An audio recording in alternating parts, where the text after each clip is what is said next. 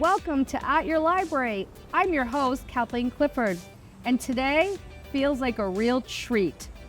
Joining me today from the Trillium Garden Club are Anne and Chris. They're not only passionate gardeners, they're also wonderful members of our community, and we're going to talk about their love of plants and nature. Thank you so much for coming in. We're delighted to be here. Thank you. Thank you. Can you give our viewers a little background on the Trillium Garden Club? Sure.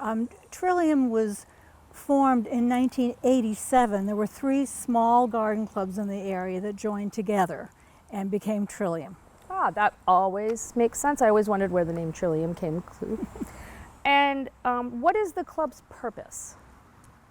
The club really has a number of purposes. One is a gathering of people who are interested in and want to learn more about horticulture. Another is to offer our services to the community as it might relate to horticultural things such as garden care and areas that need planting and loving. And then it's an exchange of ideas and community within the club. It's a lovely gathering. That is really beautiful. Why do people join the club? I think people join for a number of reasons. One is to make new friends, to get acquainted with people who have similar interests to your own, like gardening, like performing some service for the community. So we want to learn about gardening and horticulture in general, perform some services for the community, and make friends and have a good time. And currently, about how many members do you have? About 38. Do you have a limit of how many can join? Yes, our bylaws have a limit. I believe the limit is 60. Oh, so there's still plenty of room. We're always looking for new members, absolutely. Is there a cost to join? Our annual dues are $40. Okay. And is there any restrictions, age? Do you have to be above 18? Do you have to be under 150? You know? No, absolutely not. The only limiting factor is that we have our meetings on the 4th Monday, generally the 4th Monday of each month at noon.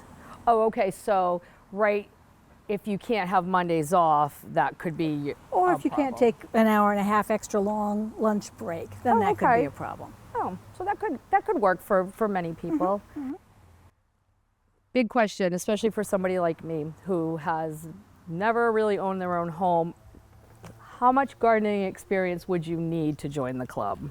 I don't think that you would need to possess any gardening experience. If you Okay. have an interest, if the work in a garden appeals to you, whether it's your garden or someone else's garden or a community garden, it's just a matter of interest. And members will help people, guide them, teach them? Oh, absolutely. Okay. Absolutely.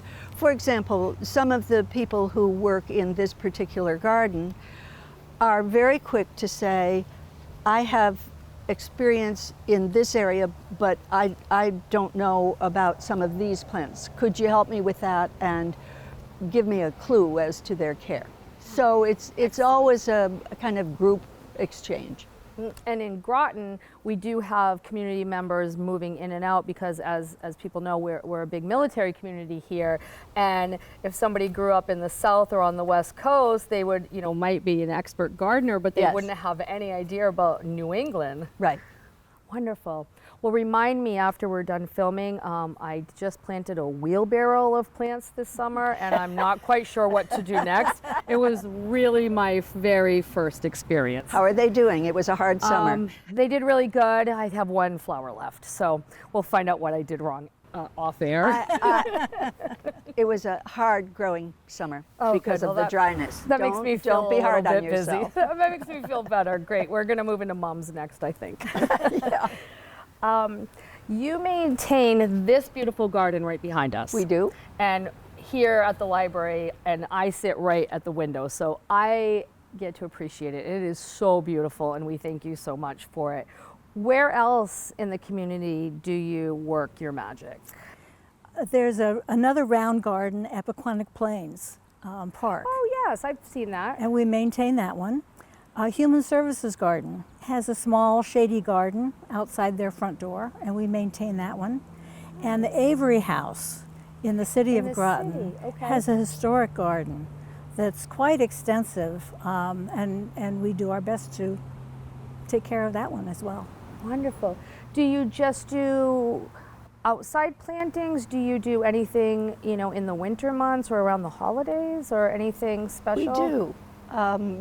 And our speakers are not ever limited to just outdoor gardening. We have had people who talk about arrangements or holiday decor or drying flowers or growing small plants, indoor plants. Oh, okay. We've done some workshops for creating planters, outdoor planters and indoor planters. So it's broad. Wonderful. That is so good to know. This might also be the time, Kathleen, to talk about our wreath making, which is our big project. Oh, please tell me. In the autumn, generally the week after Thanksgiving, all of us cut greens from our yards. So they're fresh greens. We gather together and make wreaths out of those greens, and then we donate them to various buildings around Groton. I know. Fire departments. We've had them here Yeah. too. Oh, and the fire departments too? police departments. Ambulance Association. Oh, that's wonderful. All these people that are working so hard for our community, and they don't think of things like this, but then when it's there and you smell it and you see it and knowing that they're fresh, it brings a little bit of joy. Thank you so much for doing that. Oh, it's our welcome. pleasure. Yeah. It's a happy project day. Nice. And I do know that the group is also involved with some fundraising. So we're gonna just take a really quick break right now, and when we come back, we're gonna talk about your annual plant sale, fundraising, and what you do with the money you raise for our community. Great. We'll be right back.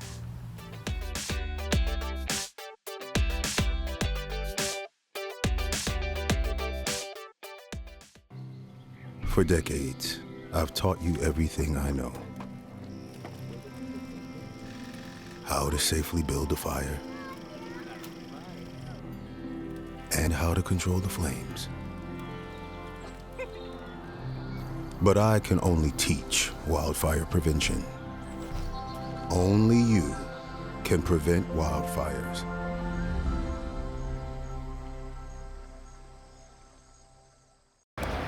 Hate is loud. It gets clicks. It gets attention. Hate, however, is actually quite small. But love is the majority. Love fills our hearts, our lives, our every day.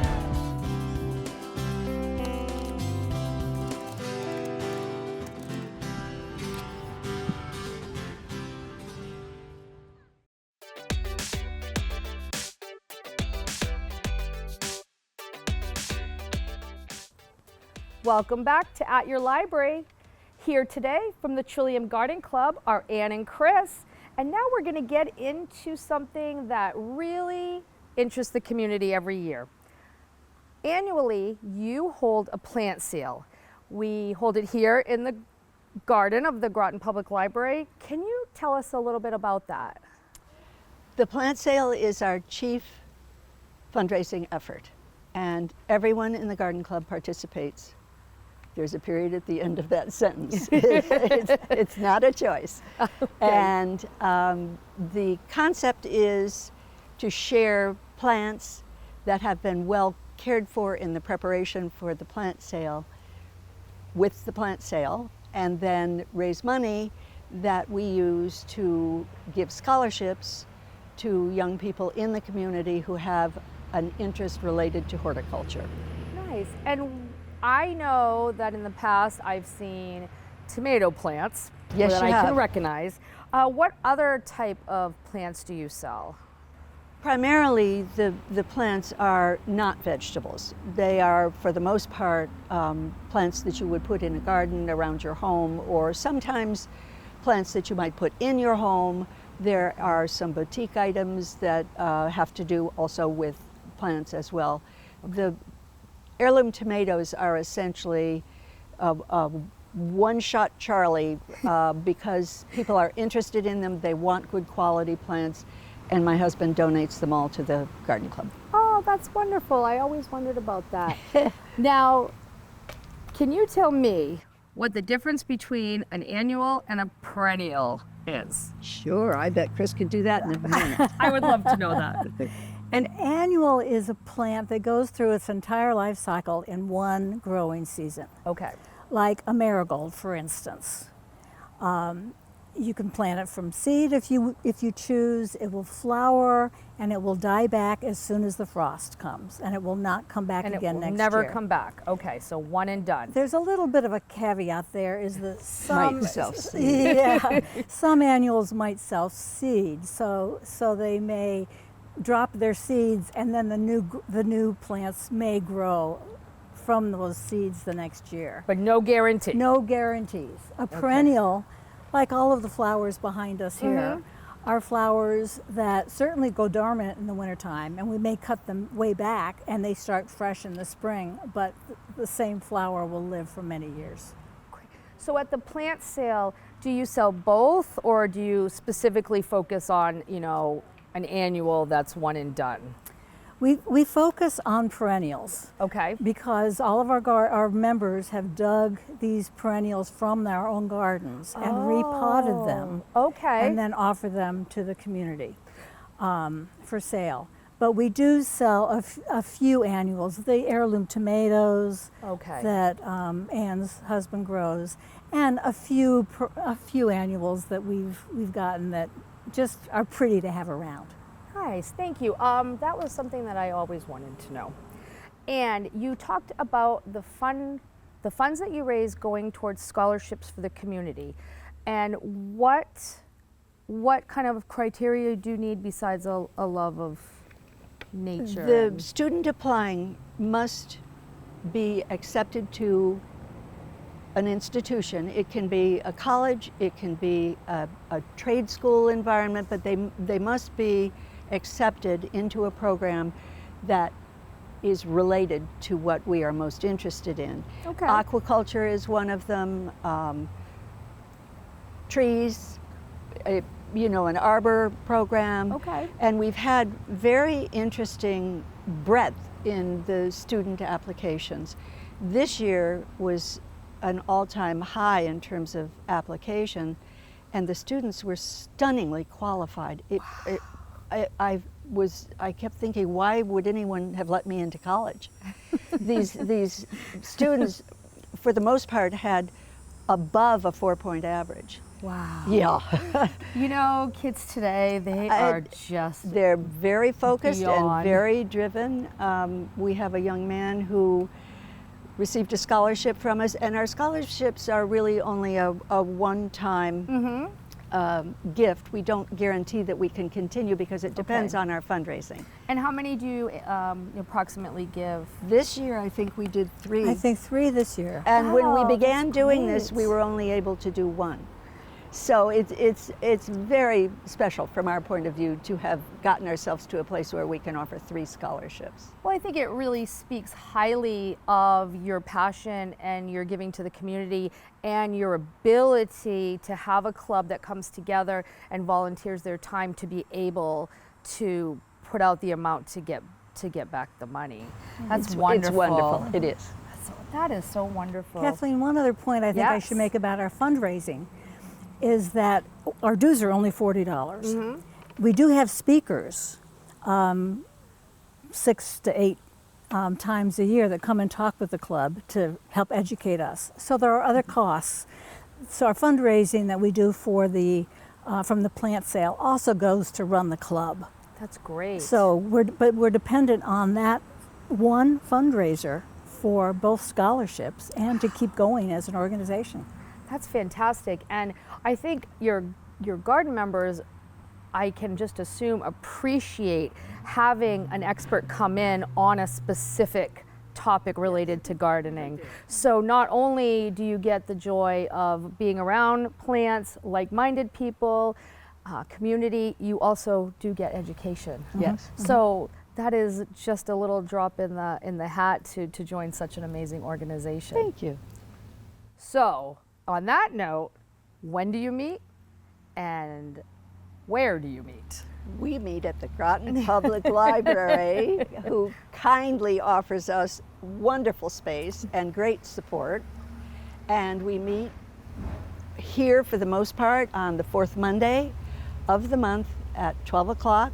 There is a brief time where we share a bag lunch, and then there's a business meeting, and that is most frequently followed by a speaker. Wonderful. If somebody would like to join, can they stop by or should they sign up? Our or how meetings does are that work? open to the public. They would Okay. be very welcome to stop in at a meeting, to introduce themselves. If they found it interesting and thought they might like to join, it's a matter of talking to someone about that desire, and we'll go from there. Excellent. Is there a way to communicate with you online? Do you have any social media presence? Yes, we have a Facebook. Excellent. You can just get on and look for Trillium Garden Club. You can also just email trilliumgardenclubinfo@gmail.com, and our publicity person will get back to you. And I think it's ideal to do that because not every fourth Monday are we here at the library. I'd hate to have someone be disappointed and say, oh, they're meeting somewhere else this time.